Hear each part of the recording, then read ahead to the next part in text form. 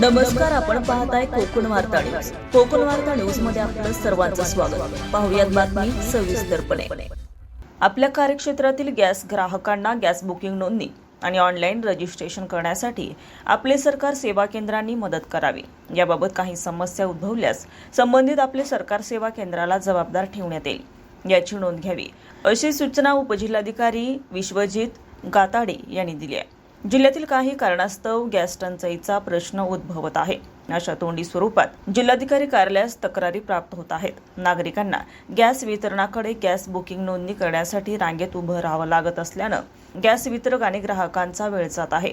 याची दखल जिल्हाधिकारी मनोज जिंदल यांनी घेतली असून आपले सरकार सेवा केंद्रांनी जिल्ह्यातील ग्राहकांना गॅस नोंदणी ऑनलाईन करण्यासाठी मदत करावी, असे त्यांनी निर्देश दिले आहेत.